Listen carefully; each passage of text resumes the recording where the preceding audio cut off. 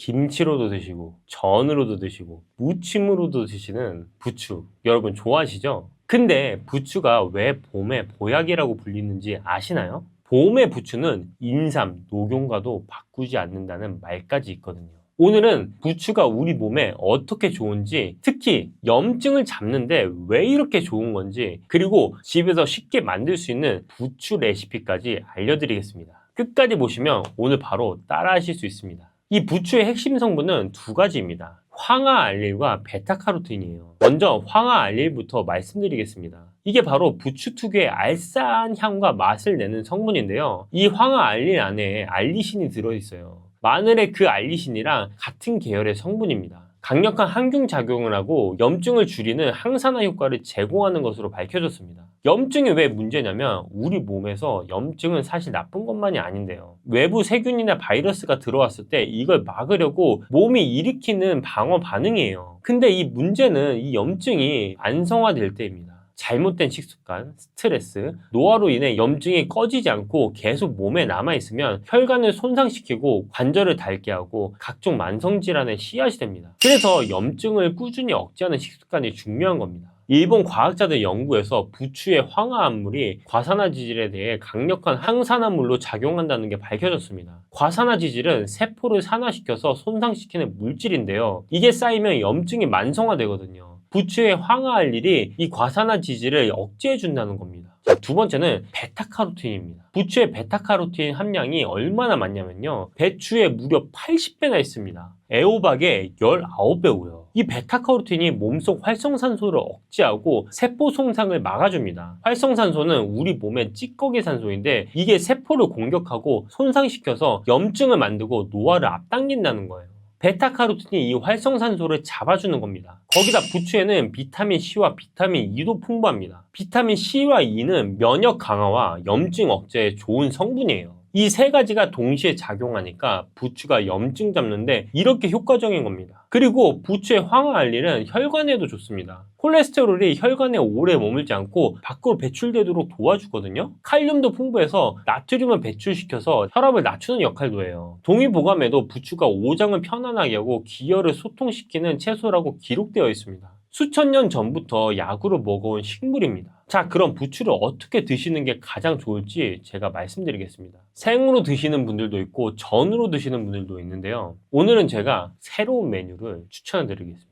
바로 부추 버무리인데요. 에? 쑥 버무리 아니야? 라고 생각하실 수도 있는데 부추도 버무리로 만들 수 있습니다. 오늘 제가 부추 버무리를 추천하는 이유가 있어요. 첫 번째, 부추 버무리는 쪄서 만드는 음식입니다. 부추전처럼 기름에 부치면 높은 온도에서 황화알릴 같은 유효 성분이 파괴됩니다. 반면 찜은 100도 이하의 수증기로 익히기 때문에 유효 성분이 훨씬 잘 보존됩니다. 둘째는 생부추는 위장이 약하신 분들이 드시면 속쓰림이나 소화불량이 생길 수 있거든요. 부추 버무리는 쪄서 익히기 때문에 섬유질이 부드러워져서 위장 부담이 훨씬 줄어듭니다. 자, 셋째는 쌀가루가 부추를 감싸줘요. 쌀가루의 부드러운 성질이 부추의 자극을 완충해줘서 속이 편안하게 소화가 되거든요. 그래서 부추를 꾸준히 챙겨 드시고 싶으신 분들한테 부추 버무리가 딱 맞는 방법이에요. 맛도 있고 속도 편하고 영양도 잘 살아있으니까요. 자, 지금부터 부추 버무리 만드는 방법을 알려드리겠습니다. 재료는 부추 200g, 맵쌀가루 300g, 소금 1꼬집, 설탕 2스푼. 여기에 대추를 넣으면 단맛이 고급스러워지고 감자를 넣으면 훨씬 포슬포슬하고 촉촉해집니다. 자, 지금부터 요리법 알려드릴게요. 먼저 부추를 손질해주세요. 깨끗이 씻은 부추를 1cm 길이로 잘라 불에 담아두세요. 너무 길게 자르면 먹을 때 질릴 수가 있습니다. 감자는 4등분 후에 1cm 두께로 썰어주시고 대추는 씨를 빼고 가늘게 채 썰어주세요. 맵쌀가루에 소금과 설탕을 넣고 골고루 섞어주시면 됩니다. 이제 부추에 쌀가루를 넣고 버무려주세요. 이때 부추가 너무 말라있으면 손으로 물을 살짝 뿌려주세요.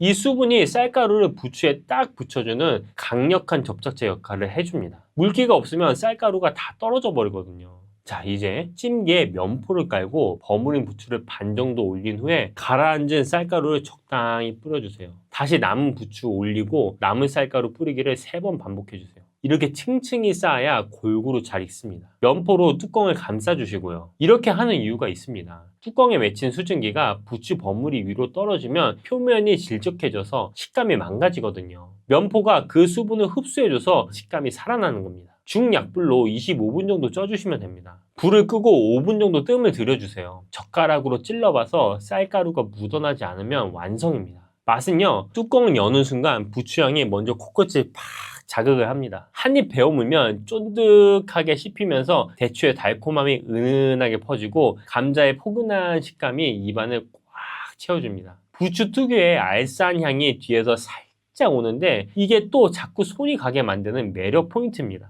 단맛이 강하지 않아서 몇 개를 먹어도 전혀 부담이 없어요. 잠깐 한 가지만 말씀드리겠습니다. 부추처럼 염증을 잡는 식품을 꾸준히 드시는 분들 많으신데 음식만으로는 이미 진행된 관절 염증까지 다 잡기는 쉽지가 않아요. 특히 무릎이 시큰거리거나 관절이 불편하신 분들은 음식 외에 다른 방법도 같이 챙기셔야 하거든요. 제가 고정 댓글을 올려뒀으니까 한번 확인해 보세요. 자, 부추 버무리 더 건강하게 즐기시는 법도 알려드리겠습니다. 부추 버무리 드실 때 같이 드시면 좋은 게 있습니다. 첫 번째는 된장국이에요. 이 부추 버무리에 된장국을 한 그릇 곁들이시면 딱입니다. 된장의 나트륨을 부추가 배출시켜주고 된장에 부족한 비타민 A, C를 부추가 채워줍니다. 반대로 된장은 부추에 부족한 단백질을 보충해줘요. 서로 없는 영양소를 채워주는 환상궁합인 겁니다. 두 번째는 두부예요. 두부와 부추를 함께 드시면 부추의 비타민 C가 두부의 철분 흡수를 도와주거든요. 피로 회복과 혈액순환에 도움이 되는 겁니다. 부추 버무리 드실 때 두부조림이나 순두부찌개 곁들이시면 딱 좋아요. 그리고 반대로 피하셔야 할 것도 있습니다. 꿀이랑 소고기예요. 부추, 꿀, 소고기는 모두 따뜻한 성질의 식품이라서 함께 드시면 위에 부담이 생기고 소화불량이 생길 수 있습니다. 부추 버무리 드실 때만큼은 이 두 가지를 피해주세요. 주의사항도 제가 말씀드리겠습니다. 부추 버무리는 쌀가루와 함께 쪄낸 음식이라서 소화 자체는 부담이 없어요. 오히려 쌀의 포근한 성질이 위장을 편안하게 해줍니다. 근데 부추 자체가 따뜻한 성질의 식품이잖아요. 평소 몸에 열이 많으시거나 얼굴이 자주 달아오르시는 분들은 한 번에 너무 많이 드시지 않는 게 좋습니다. 부추 버무리는 생부추와 달리 쪄서 익혀 먹는 음식이라서 위장이 약하신 분들도 비교적 편하게 드실 수 있어요. 하지만 위염이나 속쓰림이 심하신 분들은 공복보다는 식사 후에 간식으로 드시는 게 가장 좋습니다. 통풍이 있으신 분들도 주의가 필요합니다. 부추에 퓨린 성분이 있어서 과다 섭취하면 요산 수치가 올라갈 수 있어요. 하루 적정 섭취량은 한 줌 정도입니다. 매일 드시는 것보다는 주에 2에서 3회 정도 챙겨 드시는 게 더 건강에 좋은 방법입니다. 자, 지금까지 부추 효능 그리고 부추 버무리의 효능에 대해서 말씀드렸는데요. 이 부추 버무리 하나로도 염증도 잡고 맛도 챙길 수가 있습니다. 오늘 제가 알려드린 부추 버무리 한번 드셔보시고요. 건강하고 행복한 하루 보내시길 바랍니다. 감사합니다. 요즘 네. 눈 건강에 대해서 관심이 진짜 많아요. 그쵸. 눈이 막 치기도 하고 그런 경우가 많은데 눈 건강에 좋은 음식이나 네. 습관 같은 걸 좀 얘기해 주시면 너무 좋을 것 같아요. 다들 그냥 어렸을 때부터 많이 들어보셨던 게 당근 안 먹으면 엄마가 너 당근 먹어야 눈 좋아진다. 시금치 먹어야 눈 좋아진다. 이런 얘기 다 들어보셨을 것 같은데요. 사실 어떤 식품을 열심히 먹는다고 해서 눈이 정말 밝아지냐라고 물으신다면 그건 제가 장담 드릴 수가 없습니다. 그러나 눈 건강을 평균적으로 유지하는 데 있어서 중요한 영양소가 있는 것은 사실이에요. 눈이라는 기관은요.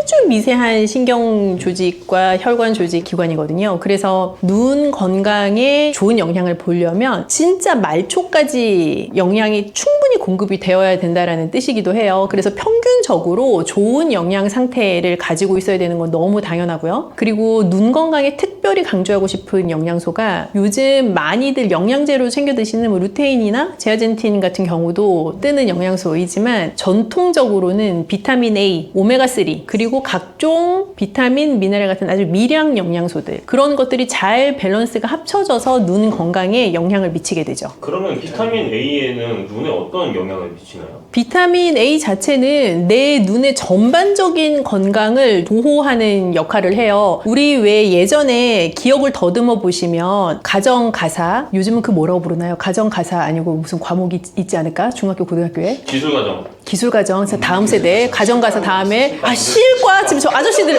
실과 네 기억하시죠?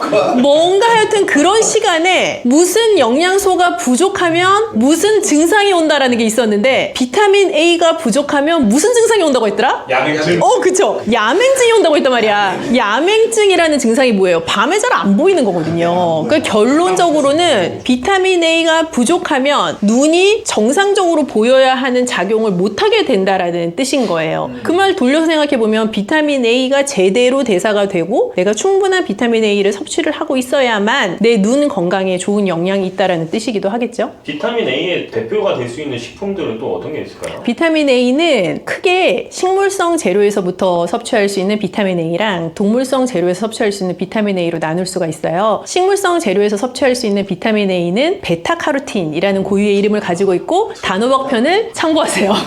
베타카로틴이라는 식물성 재료에서부터 오는 식물성 비타민 A는요. 내가 섭취하고 나면 내 몸속에서 활성형 비타민 A로 변신하게 되고 그 활성형 비타민 A로 변신을 해야만 내가 비타민 A를 섭취했을 때 노리는 효과를 체내에서 다 노릴 수가 있고요. 동물성 비타민 A 자체는 애시당초 활성형 비타민 A에 해당을 하기 때문에 변신을 하는 과정이 필요하지는 않지만 동물성 비타민 A가 가지고 있는 강력한 비타민 A로서의 효과 외에 식물성 재료가 가지고 있는 고유의 장점들이 있잖아요. 베타카로틴과 활성형 비타민 A를 같이 선택하시는 건 굉장히 중요하죠. 색깔이 뚜렷한 채소에 베타카로틴이 많다고 말씀드렸잖아요. 녹황색 채소들, 뚜렷한 주황색을 내는 채소들, 전구체에 해당하는 베타카로틴이 많고요. 동물성 재료 중에서는 간, 순대 먹으러 가면 간 주시죠? 그 간이 비타민 A의 집합체입니다. 그래서 예전에 몸이 아주 허약해서 눈의 건강에까지 완전히 안 좋은 영향을 끼치게 되는 상태로 허약해진 아이들에게는 간을 먹이기도 했었어요. 정말 아주 강력한 영양이 농축되어 있는 재료에 해당하고요. 간에 비타민 A가 많고 달걀 노른자에도 비타민 A가 많죠. 그런 재료들을 잘 섞어서 드시면 좋습니다. 간을 그러면은 생으로 먹기도 하고 익혀서 먹기도 하잖아요. 네네, 똑같습니다. 효과는 똑같아요? 네, 같습니다. 같은데 비위가 약하거나 혹은 아주 프렌들리한 모양새는 아니잖아요. 힘들어하시는 분들은 익힌 것도 충분히 좋아요. 오메가3에는 대표적인 음식이 어떤 게 있을까요? 오메가3는 불포화 지방산의 대표적인 종류죠. 그래서 오메가3가 많은 재료는 등푸른 생선류, 고등어, 삼치 그런 데 오메가3가 많고요. 식물성 기름에서도 오메가3를 섭취를 할 수가 있어요. 오메가3가 눈 건강에 무슨 좋은 영향이 있어? 라고 하시면 우리가 눈이 뻑뻑해요 라고 말씀하실 때 뻑뻑해요 라는 증상은 말씀하시지만 왜 뻑뻑한가에 대해 생각해보면 눈물샘 자체가 부드럽게 윤활이 안 돼서 뻑뻑한 경우들이 있는데 오메가3가 그런 데에 좀 도움이 되죠. 아까 말씀하셨던 기타 소량 영양소, 비타민 C, E, 아연, 네. 셀레늄 이런 거는 또 어떤 지금 PD님이 읊으신 그 영양소들의 공통점은 이름이 다 다르고 화학적으로 생긴 모양새도 다 다르지만 강력한 항산화 영양소들이죠. 눈도 늘 외부에 노출되어 있는 기관일 뿐 아니라 나이가 들수록 눈도 산화 스트레스에 계속 강력하게 노출이 되거든요. 항산화 영양소를 충분히 섭취하시는 것은 눈 건강에 아주 중요하죠. 대표적인 식품이 어떤 게 있을까요?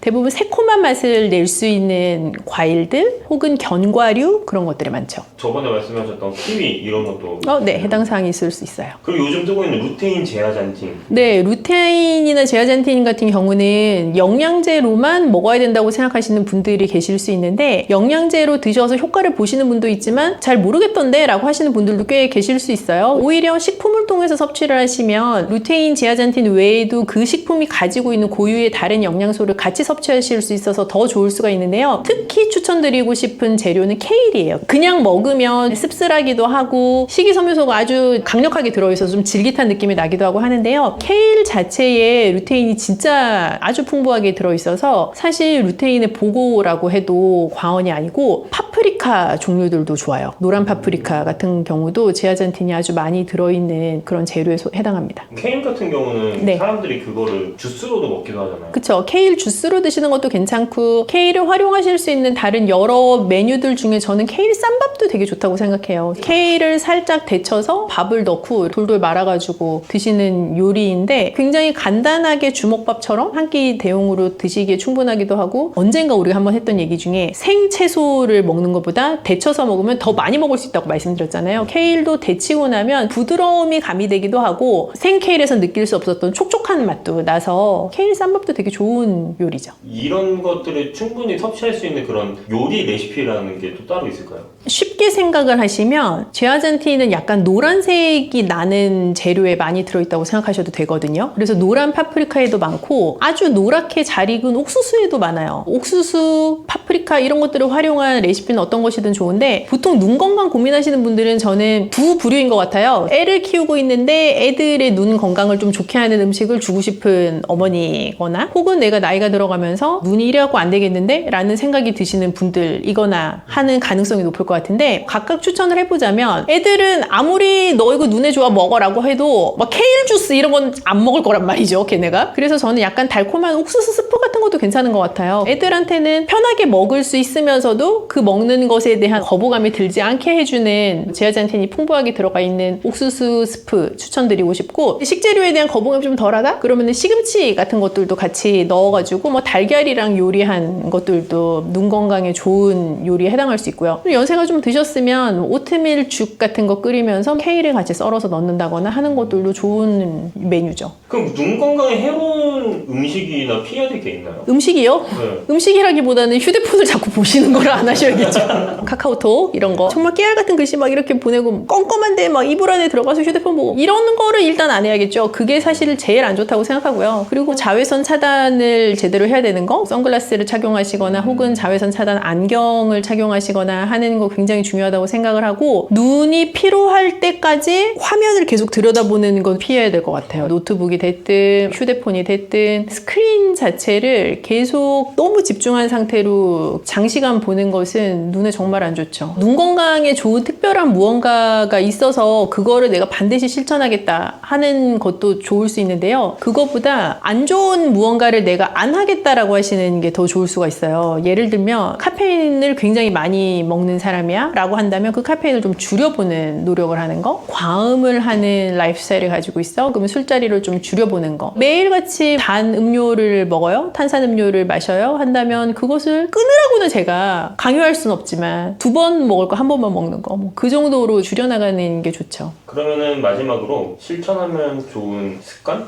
네, 저희 어머니께서 늘 멀리 보기를 강조하셨습니다. 얼마나 멀리 봐요? 예를 들면 우리가 휴대폰을 보거나 어떤 스크린을 볼 때는 굉장히 내 눈과 사물 사이가 가깝거든요. 멀리 보기라는 거는 눈에 힘을 빼고 볼 수 있는 원거리인 것 같아요. 그래서 내가 사무실에 있다면 창 밖에 있는 나무, 멀리 보기를 해서 눈의 근육에 힘을 풀어주는 것들을 반복하시는 게 굉장히 중요하다고 생각해요. 푸른 나무를 계속 보는 게 좋다라고 하지만 사실은 녹색이라는 것 자체가 시력을 좋게 한다는 개념이라기보다 계속 멀리 있는 것을 바라보는 개념이 아닐까 하는 생각이 드는데요. 눈 건강에 관심이 많은 저희 구독자분들을 위해서 마지막으로 한마디 해주시면 좋을 것 같습니다.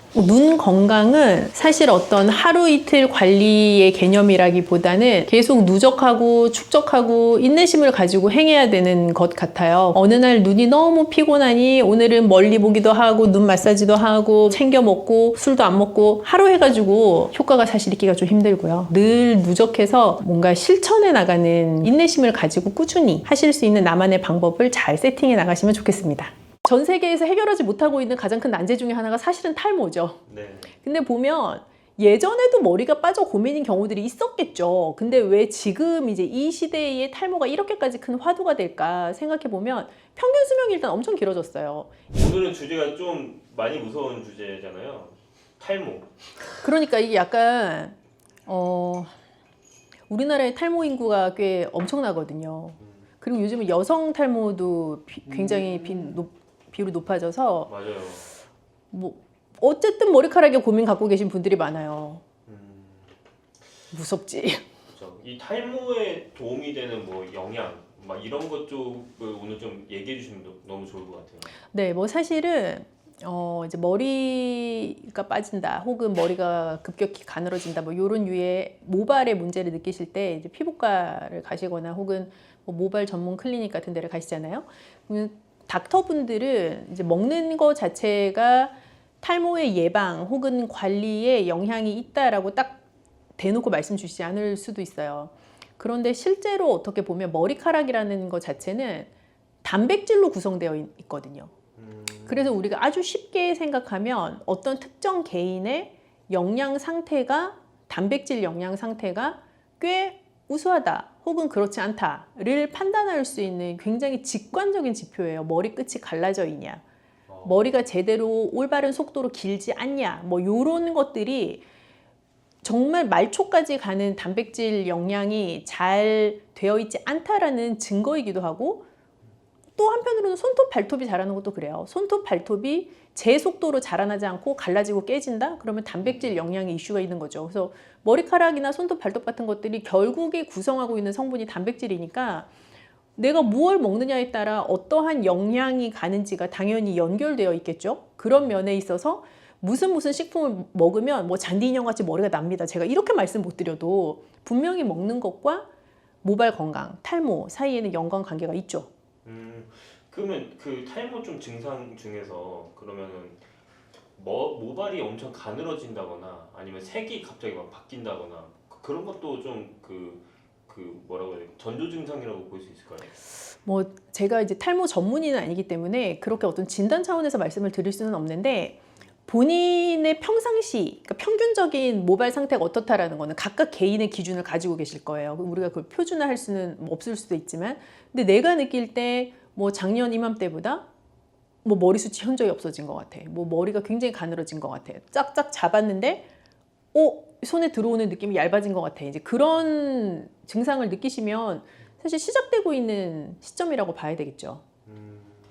그럼 아까 방금 전에 말씀하실 때 그 영양소 섭취가 어떻게 보면 탈모에 영향을 미칠 수 있다라고 네. 말씀해 주셨는데, 그러면은 아까 말씀드렸듯이 단백질이잖아요. 네. 그 단백질을 섭취하는데 식물성이나 동물성 둘 중에 어떤 걸 섭취하는 게 그 탈모 예방에 더 도움이 될 수 있을까요? 뭐 이거는 탈모 예방 관리뿐만 아니라 단백질 섭취의 일반적인 기준이라고 생각하셔도 좋은데요. 동물성 단백질, 식물성 단백질, 크게 단백질 근원 재료를 둘로 나눠 본다고 했을 때 동물성 단백질 재료가 훨씬 완전성이 높아요. 그 말인즉슨 필수 아미노산도 동물성 단백질 재료가 훨씬 많이 가지고 있고, 그 동물성 단백질을 내가 먹었을 때 식물성 단백질 먹은 것보다 체내에서 잘 효율적으로 활용될 수 있는 생체 효용성도 훨씬 높죠. 근데 다만 동물성 단백질 근원 식품은 고지방인 경우도 많고, 비타민, 미네랄 혹은 식이섬유 같은 미량 영양소를 동시에 다 가지고 있는 경우는 아주 드물어요. 근데 식물성 단백질은 단백질로서 노리는 생체 효용성은 동물성 단백질 대비 높지 않을 수 있지만 비타민, 미네랄 충분히 가지고 있고 식이섬유도 가지고 있는 근원 식품들이 많죠. 그래서 동물성, 식물성 단백질을 적절하게 잘 균형 있게 섭취하시는 것이 중요한데, 만약에 뭐 하루 3번 정도 뭐 식사를 하시든 간식을 드시든 하루 3번 정도 메인 내가 무엇을 먹는다라고 하면 뭐 1번 정도는 동물성 단백질 섭취하시고 2번 정도는 식물성 단백질 섭취하시면 딱 좋은 밸런스라고 생각해요. 네. 그러면 동물성 단백질이랑 식물성 단백질 각각의 그 음식들이 있을 거 아니에요? 네네. 각각 추천하는 음식들이 또 있을까요? 동물성 단백질은 우리가 일반적으로 아는 고기류에 해당을 한다고 보시면 돼요. 그래서 다들 자주 드시는 뭐 돼지고기, 닭고기, 소고기, 양고기, 뭐 염소고기, 또 뭐 있나요? 오리고기 등등. 생선 쪽은 어떤 동물성 단백질 육류에 해당하는 것들이죠. 어류, 어패류에 해당하는 것들도 이제 동물성 단백질에 속할 수 있어요. 각종 생선류들, 특히 등푸른 생선에 속하는 생선들, 그리고 뭐 조개, 연체 동물에 해당하는 오징어, 뭐 이런 것들도 다 해당 사항이 있는 이제 동물성 근원 재료들이죠. 그리고 달걀도 동물성 재료에 속할 수 있고요. 식물성 단백질에 속하는 건 대표적인 게 콩, 두부, 또 거기서부터 파생되는 뭐 두유 이런 것들이 식물성 단백질 재료에 해당할 수 있죠. 그럼 그 중에서 제일 추천하는 거는 혹시 없으실까요? 네. 제일 추천하는 거요. 저는 동물성 단백질 재료를 육류에서 택하실 때는 기름기 없는 부위. 이건 특정 어떤 고기를 제가 추천드리는 것보단 기름기 없는 부위, 그리고 그렇게 조리한 조리법이 더 중요하죠. 그래서 말씀드렸잖아요. 물에 빠진 고기를 사랑하게 되어 건강할 수 있다고. 물에 빠진 고기, 예를 들면 보쌈, 수육, 삼계탕 그런 것들이 삼겹살 구이, 오겹살 구이, 뭐 치킨 이런 거보다 건강하겠죠? 그래서 물에 빠진 고기를 사랑할 수 있으면 좀 오랫동안 건강할 수 있어요. 식물성 중에서 어떤 게? 식물성은 사실 약간 어떻게 보면 개인 취향이기도 한데요.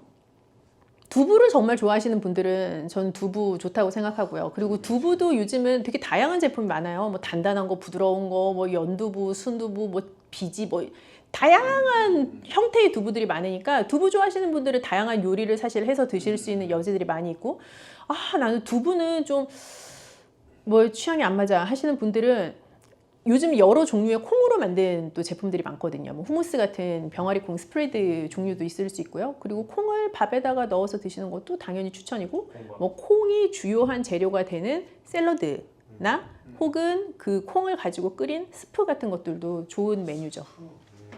그럼 그 아까 말씀하실 때 식물성이나 동물성 이렇게 골고루 먹으면 좋다고 했는데 그러면은 하루에 이제 세 끼가 있다고 했을 때 뭐 첫 끼는 동물성, 두 번째 끼니는 식물성 이렇게 하는 게 좋나요? 아니면 어떤 식으로 먹는 게 좋나요? 그거 정말 개인 취향과 자기의 라이프 스타일인데요. 네. 그냥 하루에 3번 정도 단백질을 먹을 수 있는 찬스가 있다면 한 번은 동물성 단백질, 뭐 2번은 식물성 단백질 섭취하면 좋을 것 같아요. 예를 들어서 내가 뭐 오늘 저녁에는 뭐 보쌈을 먹을 거야 라고 하면 오후에 뭐 오후 간식 뭐 두유 한 팩 먹어도 좋을 것 같고, 뭐 아침에는 요즘 간단하게 아침 드시는 분들 계시잖아요. 그래서 연두부 뭐 이렇게 작은 팩 나오는 거 곁들여 가지고 샐러드를 먹거나 그런 류의 식사들 좋죠. 근데 아까 방금 말씀하실 때 그 단백질 섭취가 결국에는 그 탈모 예방에 도움이 될 수 있다라고 말씀하셨잖아요. 근데 그러면 단백질 보충제는 어떤가요?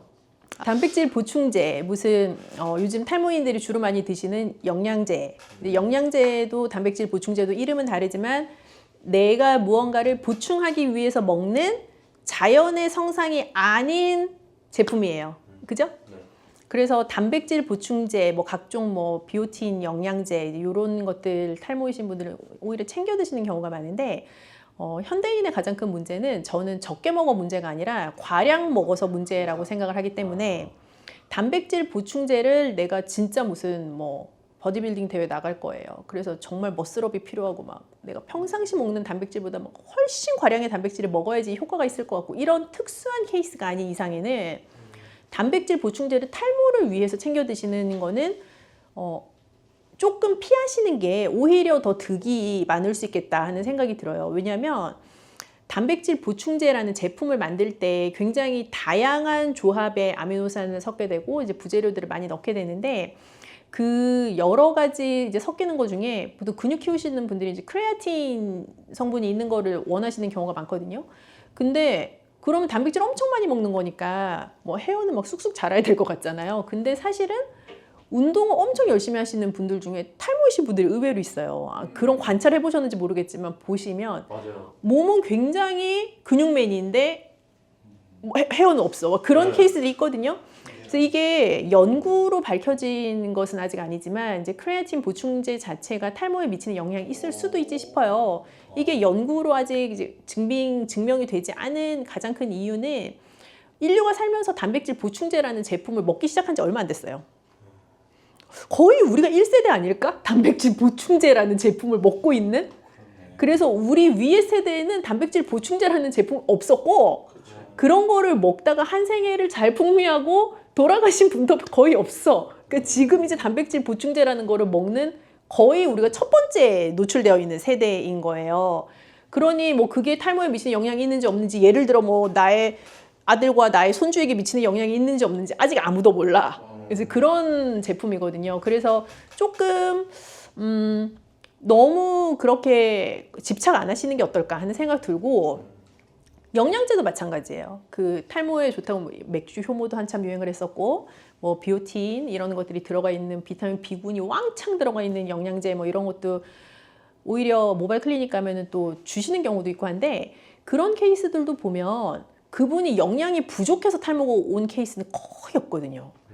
전 세계적으로 영양이 결핍돼서 탈모라는 증상까지 가려면 정말 기아가 만연한 국가에서 일어나는 일이에요. 근데 우리나라처럼 비만이 만연한 국가에서는 그런 일은 거의 안 일어나요. 그래서 영양 부족으로 탈모가 온다라기보다는 특정한 어떤 다른 영향들, 예를 들어 자외선의 노출도 너무 높다든지 아니면 내가 진짜 스트레스를 많이 받는다든지 하는 다른 영향이 나의 탈모에 좀 더 강력한 트리거가 되는 케이스이지, 영양이 부족해서 탈모가 오는 경우는 저는 흔치 않다라고 생각하기 때문에 특별한 것을 챙겨 먹는 것 자체가 오히려 조금 역효과가 있을 수도 있겠다, 현대인들에게는. 그런 생각도 들죠. 예를 들어서 탈모이신 분들 중에 보면 무의식 중에 머리카락을 자주 만지시는 분들이 있어요. 우리 왜 고3 수험생들 보면은 수학 문제 막 이렇게 어려운 거 풀수록 머리 이렇게 막 꼬면서 푸는 친구들 있거든요. 네. 아세요? 여자친구들 그런 친구들 많아요. 저 그래서 이게 정말 물리적으로 머리에 계속 물리적인 힘을 가하는 거잖아요. 두피에. 네. 그래서 여기에만 부분 탈모가 오는 친구들도 있어요, 보면. 그래서 그런 것처럼 머리카락에 의식적으로 손을 많이 대는, 그리고 내가 막 두피에 열이 나고 땀이 나고 하면 그걸 견디지 못해서 막 긁는 이제 그런 류의 습관을 가지신 분들이 있는데, 그런 건 의식적으로 좀 개선을 하시면 사실 훨씬 좋죠. 그리고 평상시에 진짜 머리 끝까지 열 뻗치는 일이 많이 없을수록 당연히 좋겠죠. 평화로울수록. 그리고 이렇게 더운 여름철일수록 사실 두피의 열이 빠져나가지 못하게끔 하는 모자를 너무 계속 쓰고 계시다거나 하는 것도 사실 탈모에는 좋은 영향이 없죠. 오히려 안 좋은 영향이 있죠. 전 세계에서 해결하지 못하고 있는 가장 큰 난제 중에 하나가 사실은 탈모죠. 네. 근데 보면 예전에도 머리가 빠져 고민인 경우들이 있었겠죠. 근데 왜 지금 이제 이 시대에 탈모가 이렇게까지 큰 화두가 될까 생각해 보면 평균 수명이 일단 엄청 길어졌어요. 예전에는 뭐 60, 70 되면 이제 자연스럽게 이제 수명이, 인간으로서의 수명이 종료가 되는 경우가 많았는데, 지금은 90살 넘어서까지 사시는 분들이 많으시잖아요.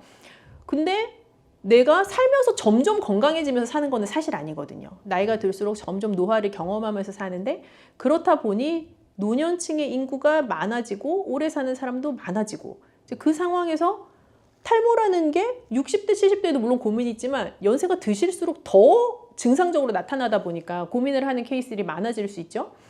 젊은 층 탈모도 늘어나고 있는 것도 또 탈모에 대한 어떤 이슈가 되는 것 중에 하나일 것 같기도 해요. 스트레스 받는 사람들이 많아지는 거, 염색을 한다거나 뭐 펌을 한다거나 혹은 탈색을 한다거나 하는 것들이 점점 더 일반화되어 가기도 하고요. 그래서 그런 것들도 영향을 미친다고 보고, 우리가 굉장히 점점 강력한 자외선에 노출되잖아요. 실제로는 전 세계인의 탈모에 영향을 미치는 요소가 될 수 있죠. 모두의 머리 끝에서 가장 강력한 자외선을 받게 되는 상황에 우리가 노출되면서 살아가니까요. 박사님만 아는 좀 이런 그 단백질을 좀 건강하게 섭취할 수 있는 그런 레시피가 있다면 좀 그런 걸 소개해 주면 좋을 것 같아요. 우리가 단백질 얘기할 때마다 늘 말씀드리는 것 중에 하나가 어떠한 특정한 재료나 특정한 메뉴가 좋다라기보다는 어떤 재료에서 어떤 부위를 선택하냐, 어떤 조리법으로 요리를 하느냐가 중요하다고 말씀드렸잖아요. 아울러 하나 더 강조드리고 싶은 거는 과량의 단백질을 한 끼에 몰아먹으면 별 효과가 없다고. 이걸 나눠서 드시는 게 중요해요. 그래서 내가 예를 들면 오늘 내가 먹을 수 있는 단백질이 뭐 손바닥 하나만큼이야. 그만큼의 고기야 라고 하면 그거를 한 끼에 홀랑 다 먹고 나머지 두 끼는 단백질을 안 먹는 것보다 그걸 오히려 3등분 해가지고 몇 끼 먹는 게 내가 그만큼 똑같은 양의 단백질을 먹어도 더 좋은 효과를 효율적으로 볼 수 있는 방법이에요. 뭐 단백질을 섭취할 때 그냥 각자의 라이프 스타일에 맞춰서 좀 해먹기 쉬운 게 사실 자주 먹히잖아요. 그래서 그런 레시피를 선택하시는 게 중요한데, 요즘은 간단하게 아침을 드시거나 혹은 간단한 저녁을 원하시는 분들도 있는데요. 어떠한 경우든지 간에 뭐 귀리, 오트죠? 오트 뭐 좋은 거 선택하시고 거기에서 뭐 본인의 취향에 따라 뭐 아보카도도 좋고 잘 익은 바나나도 좋고 뭐 두유나 우유 같은 거 선택하셔서 잘 갈아서 드시는 거, 그것도 저는 좀 빠르고 간편하게 일상생활에서 늘 실천할 수 있는 또 식물성 단백질을 잘 섭취할 수 있는 팁이라는 생각이 들어요. 탈모로 걱정하고 있는 많은 분들을 위해서 한마디 부탁드립니다. 근데 사실은 뭐 머리가 빠진다라는 거를 막을 수 있는 방법은 없는데요. 이게 소 잃고 외양간 고친다라는 말이 있잖아요. 그런 것처럼 이 머리가 다 빠지고 나서 고민을 하면 사실 좀 늦어요. 그래서 어느 시점이 이제 고민하기가 적절한 타이밍이냐. 초대 말씀드린 것처럼 내 머리가 되게 가늘어진 것 같은 느낌이 들 때, 잡았는데 뭔가 좀 뭐가 없어진 것 같은 느낌이 들 때, 그럴 때 이제 신경을 쓰시면 좋은데, 신경을 쓰실 때 무언가 카더라에 의존해서 어떤 거를 과량으로 드시지 마시라. 오히려 그거를 추천을 드리고 싶고, 내가 내 머리 건강을 좋아지게 하기 위해서 무언가를 추가적으로 하는 것보다 내가 대체 뭘 하고 있는데 이 머리카락이 이렇게 됐지? 라고 하는 내가 안 좋은 무언가를 하고 있는 게 뭘까라는 거를 한 번 더 생각해 보시는 것도 좋을 것 같아요. 오히려 그게 더 선행되어야 한다는 생각도 들고요.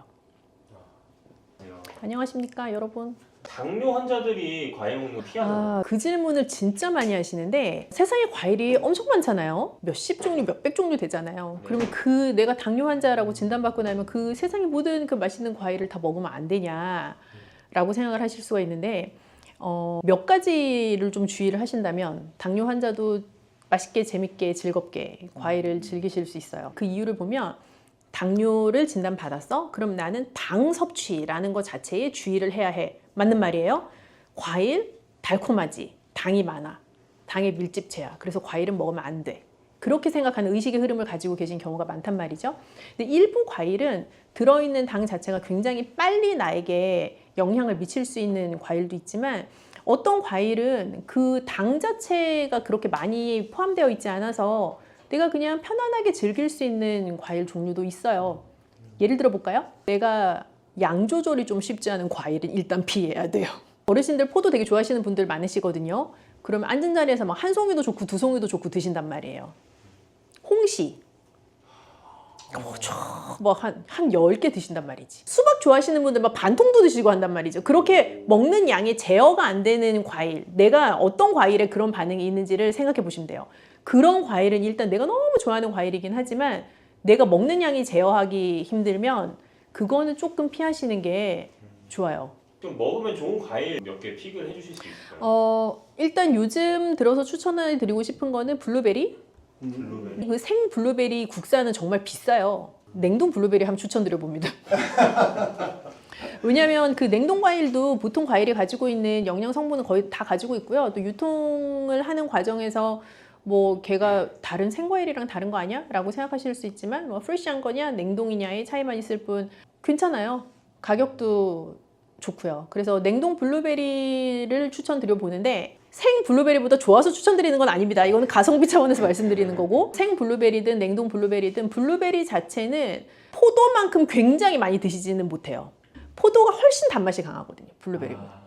그래서 알알이 블루베리가 좀 더 작기도 하고, 그래서 블루베리는 약간 적당량 드시기에 좋은 과일일 뿐 아니라 그 자체가 가지고 있는 아주 짙은 보라색이 가지고 있는 항산화 성분이 또 많이 있어서 또 추천할 만한 과일이기도 하고요. 그러면 항산화 성분이 많이 네. 들어있으면 인체 어디에 좋나요? 그런 거? 모든 만성 질환은 일단 산화 스트레스를 제거하는 것이 중요하기 때문에, 그 항산화 성분이 많은 거는 만성 질환의 예방과 관리에 있어서 매우 중요하죠. 그래서 짙은 색깔을 가지고 있는 과일 채소는 좋다라고 말씀을 드리는 것도 그 항산화 성분이 극대화되어 있는 재료이기 때문에 그렇죠. 이제 그런 면에서 블루베리 추천이고, 그것도 과일이냐라고 하실 수 있지만, 뭐 아보카도 한번 살짝 추천드려 봅니다. 아보카도는 일단 당이 거의 없습니다. 그래서 그 뭐 과일이다 아니다 뭐 이렇게 따진다기보다는 아보카도 무슨 맛으로 먹는가라는 의구심을 가지실 수 있는데, 잘 익은 아보카도는 그 고유의 아보카도가 가지고 있는 그 풍미가 사실 엄청나거든요. 그래서 잘 으깨서 스프레드처럼 쓰셔도 좋고, 뭐 마요네즈 대신 아보카도 스프레드를 쓰셔도 좋고요. 그래서 열량을 조금 덜 섭취하면서도 당도 섭취하지 않고 나에게 좋은 영양소는 섭취할 수 있는 그런 또 좋은 과일이기도 하죠. 아보카도는 불포화 지방산이 많아요. 네. 그래서 아보카도 자체가 어떤 분들은 약간 땅 위에서 나는 버터다 뭐 이런 말씀도 쓰시는데, 그거는 아보카도의 크리미한 질감 때문에 하시는 말씀이기도 하지만, 뭐 지방산을 가지고 있는 과일이라는 점에서 또 그렇게 생각할 수도 있죠. 그럼 블루베리, 아보카도 이 두 가지, 나머지 한 가지는 또 뭐가 있을까요? 그리고 뭐 껍질째 먹을 수 있는 과일 사실 추천인데, 뭐 그렇게 생각하면 복숭아는 별로 추천드리고 싶지 않습니다. 복숭아를 사랑하시는 분들은 그 양 제어가 잘 되지 않는 대표적인 과일 중에 하나라고 저는 생각을 해요. 그럼 자두는 어떤가요? 자두요. 자두도 뭐 저도 한 20개씩 먹을 수 있기 때문에 별로 좋지 않습니다. 키위 추천드려 볼게요. 키위요? 네, 키위는 이렇게 말씀드리면 설득이 되실까? 그 우리가 고기를 엄청 연하게 할 때 보통 파인애플이나 키위를 이렇게 잘 강판에 갈아가지고 재워둔단 말이죠. 그 갈비할 때. 그지? 갈비할 때. 이제 그거를 우리가 고급 용어로 연육 고기를 연하게 하는 효과를 이제 노리기 위해서 그런 과일을 쓰는 건데, 그러면 그 과일들은 왜 고기를 연하게 하는가? 그 고기를 연하게 하는 효소를 가지고 있기 때문인 거예요. 그래서 고깃집에 가서 이제 잘 식사하고 나면 뭐 약간 뭐 파인애플이 됐든 뭐 키위가 됐든 약간 새콤한 과일을 내주시는 경우가 있는데, 그건 내가 고기 먹은 게 잘 소화가 되라고. 키위 자체는 비타민C가 진짜 많기도 하고 섬유소도 많아요. 그래서 당뇨 환자도 좀 편하게 즐기실 수 있고요. 키위 진짜 좋아한다고 하시는 분들도 막 앉은 자리에서 대여섯 개 드시지 않아요. 그래서 그렇게 그냥 양 조절이 좀 쉽게 되는 과일이면 좋을 것 같아요. 네, 골드 키위가 그 그린 키위보다는 조금 더 달고 실제로 당 함량도 더 높기는 하고요. 좀 양을 제어하기도 조금 힘들 것 같기도 하죠. 웬만하면 그린 키위로. 저는 그렇게 추천드리고 싶어요. 약간 이 확실한 맛이 있는 것이 좋은데요. 요즘 과일들은 고유의 맛이 좀 사라지고 다 같이 그냥 평준화된 단맛이 나는 경우가 많은 것 같아요. 스테비아, 토마토 이런 네, 거. 그런 거는 뭐 인공적으로 그렇게 만들었으니까 더 그런데, 예전만큼 배도 시원한 맛이 없어지고, 뭐 사과도 옛날만큼 막 이렇게 상큼한 맛이 없어지고, 귤도 달기만 하고 새콤한 맛은 없어지고, 뭐 그런 경우들이 많거든요. 그래서 어떻게 보면 골드 키위는 그린 키위보다는 그런 의미에서는 현대인의 입맛에 더 맞는 키위라는 생각이 들어요. 근데 과일 자체가 본연에 가지고 있는 맛이 확실한 게 저는 더 좋다라고 생각을 하기 때문에, 또 그런 의미에서도 저는 좀 그린 키위 파이기도 하네요. 참외요. 참외 씨를 같이 먹냐, 과육만 먹냐에 따라서 약간 차이가 있을 수가 있어요. 참외를 이제 정말 좋아하시는 분들은 참외 씨를 먹어야 진정한 참외 러버다라는 말씀을 하시는데, 그 이유는 실제로 참외 씨가 입안에서 걸리는 것 빼고는 단맛도 더 많이 나고 좀 즐겁단 말이죠, 그 재료 자체가.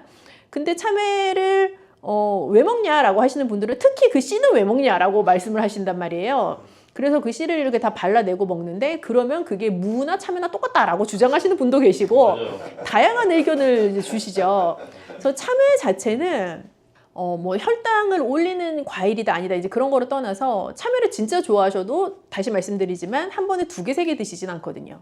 그래서 그런 면에 있어서는 양 조절이 쉬운 과일이죠. 그리고 과육이 좀 단단한 과일이잖아요. 이제 씨 부분을 빼면요. 그래서 과육이 단단하면서 더 아울러서 껍질까지 먹을 수 있는 과일이면 사실 더 좋아요. 예를 들면은 차라리 사과처럼. 사과는 껍질을 깨끗이 세척하면 우리가 껍질을 먹는 것도 익숙한 과일이잖아요. 근데 참외를 진짜 좋아해도 참외 껍질까지 먹는 경우는 잘 없단 말이죠. 맞아요. 그래서 단단한 과육을 가지고 있고 껍질채 먹을 수 있으면 사실 제일 좋죠. 과육이 단단하거나 껍질채 먹을 수 있는 거. 그런 과일이 아무래도 양 조절하기도 쉽고요. 또 껍질에서부터 오는 섬유소의 건강한 효과도 노려볼 수 있고, 섬유소가 많다는 거는 혈당을 천천히 올린다는 뜻이기도 해요. 과일을 먹을 때 좀 주의해야 할 섭취량이나 시간, 뭐 조리 팁 같은 게 있나요? 일단 공복의 과일은 추천하지 않습니다. 우리가 뭐 공복의 사과는 의사보다 낫다 이런 말도 하죠. 근데 그런 케이스는 당뇨도 없고 내가 그냥 평상시에 아주 건강한 식생활을 잘 하고 있고, 내가 사과 하나를 공복에 즐기는 것이 건강 습관으로 잘 자리를 잡으신 분들에게는 여전히 추천이에요. 뭐 건강하신 분들이요. 그런데 당뇨 진단받고 나서 공복에 과일을 먹게 되면, 공복이라는 것은 배가 비어있는 상태인 거예요. 내 위장이 비어있는 상태. 그래서 실컷 잤어. 한 8시간 잤어요. 그러면 뭐 8시간 자기 직전에 뭐를 드시고 주무시진 않았을 터이니 뭐 한 12시간, 11시간 이상 위장이 이제 비어져 있는 상태인 건데, 그 상태에서 과당을 가지고 있는 과일을 탁 하고 섭취하게 되면 아주 빠르게 혈당 피크를 탁 올라갈 수 있는 계기가 돼요. 네, 그래서 뭐 혈당 스파이크를 꼭 그린다라기보다는 빠르게 혈당을 상승시킬 수 있는 요인이 되기도 해요. 그래서 공복의 과일은 피하시면 좋겠고, 식사와 과일이 별개라고 생각하시는 것보다 오히려 그냥 과일이 식사의 일종이라고 생각하시는 게 혈당 관리에는 더 맞을 수 있어요. 물론 뭐 과일을 간식으로 먹고 하면서 조금 약간 나른한 그런 시간대에 좀 프레시함도 스스로 주기도 하고 하는 그런 효과는 사실 노릴 수는 없지만, 우리가 당뇨 관리 차원에서 본다면 과일을 별도의 시간에 떼어놓고 먹는 것보다 오히려 식사의 부분이라고 생각하시는 게 더 수월하게 혈당 관리할 수 있기도 해요. 참외 같은 거를 반찬으로 만들어서 먹기도 하잖아요. 유독 과일을 반찬화 시켜서 먹는 거는 이제 여름 과일에 많다고 생각이 돼요. 뭐 예를 들면은 참외를 그렇게 뭐 무쳐서 먹거나 혹은 참외 깍두기 같은 형태로 먹을 수도 있고요.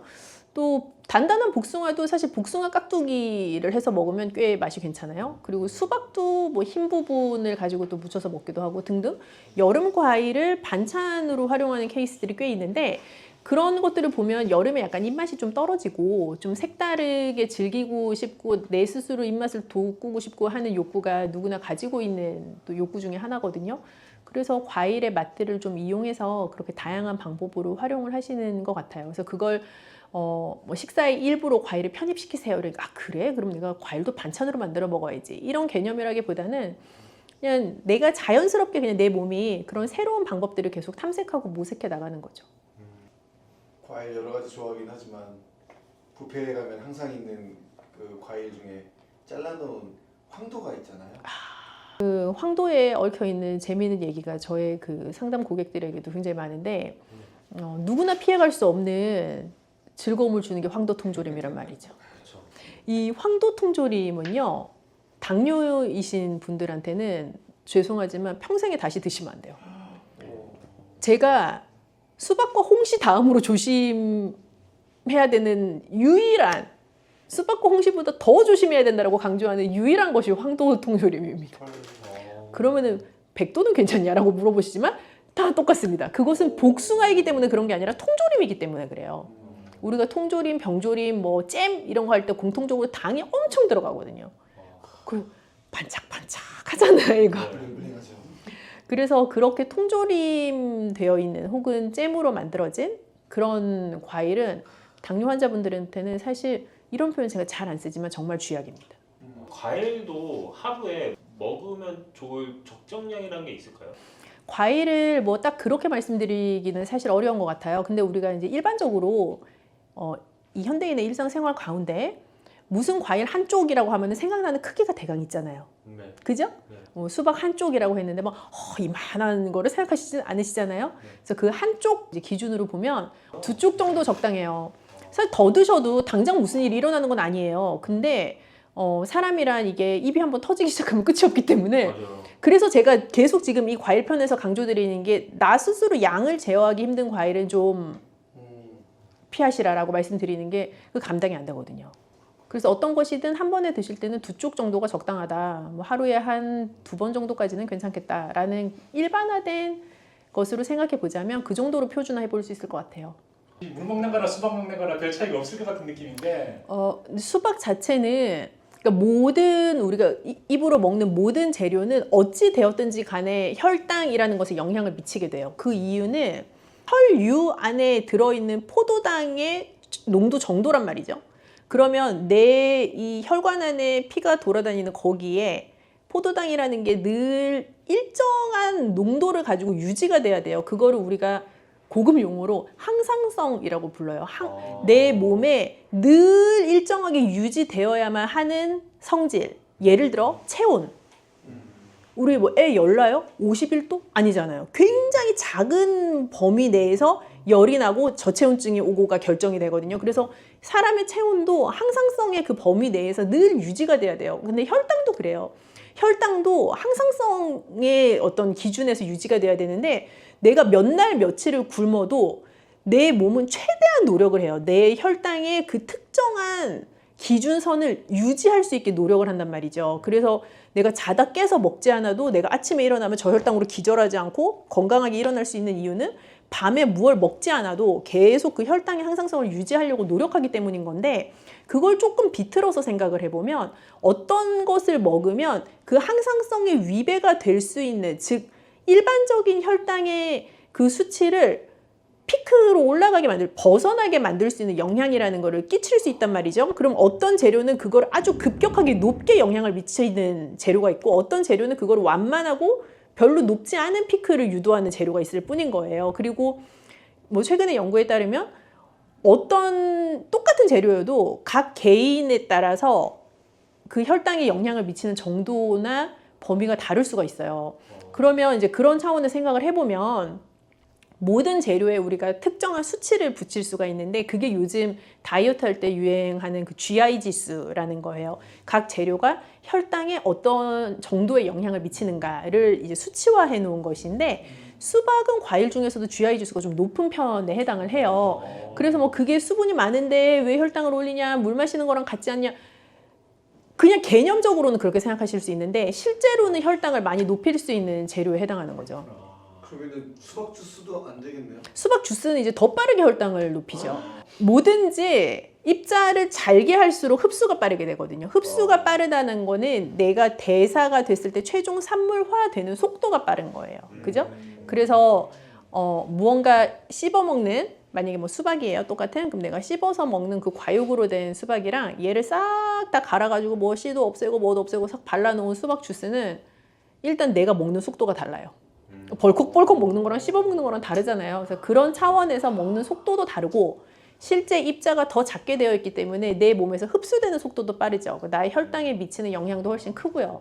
그래서 밥을 먹었을 때와 죽을 먹었을 때도 혈당에 미치는 영향이 달라요. 그래서 이제 적당한 양을 바람직한 속도로, 그것이 중요한 거죠. 무엇을 못 먹는 거는 없습니다. 이제 제가 말씀드린 것처럼 황도 통조림만 빼면은 다 일단 드실 수는 있고요. 그 통조림이라는 것은 식품공학에 있어서 아주 중요한 패키징 기술입니다. 그래서 그 통조림이라는 것이 실제로 정말 양산화되기 전에는 그것을 그냥 설탕에다 과일을 재우는 당절임의 형태였거든요. 그래서 과일을 오랫동안 보존할 수 있는 다양한 방법 중에 뭐 말리기 이런 것도 오래 보존할 수 있는 거죠. 근데 말리기 뭐 이런 거 대신 설탕에다가 집어넣어가지고 맛없는 과일도 좀 더 맛있게 오래 보존할 수 있는 이제 그런 방법이었죠. 그게 지금은 이 현대 문명에서 통조림이라는 제품화가 되었을 뿐인 거죠. 말린 과일도 굉장히 당이 농축되어 있어요. 이제 말린다라는 개념 자체는 그 원재료가 가지고 있는 수분을 날리는 거거든요. 그래서 중량이나 모양새는 이렇게 쭈그러들지만 그 안에 있는 영양 성분이 어떻게 보면 다 날아가는 거는 아니에요. 특히 당 성분 같은 경우는 굉장히 농축돼 있어서, 예를 들어서 포도도 달콤하죠. 건포도는 어때요? 달죠. 더 달죠? 감도 달콤하지만 꽃감은 어때요? 그렇죠. 그런 농축적인 것들이 들어가 있기 때문에 말린 과일도 당뇨 환자에겐 좋지 않아요. 그럼 망고 말린 거 이런 것도 다 먹으면 예, 망고 말린 것은 게다가 그 동남아에서 사오시면 이게 설탕 코팅도 되어 있기 때문에 안 됩니다. 그것은. 이제 과일 선택하실 때 아까 한번 말씀드렸던 걸 다시 이제 종합을 해보면 껍질째 먹을 수 있는 게 더 좋다. 단단한 과육을 가지고 있는 게 좋다. 그거보다 더 중요한 거는 내가 양을 제어할 수 있는 과일을 선택한다.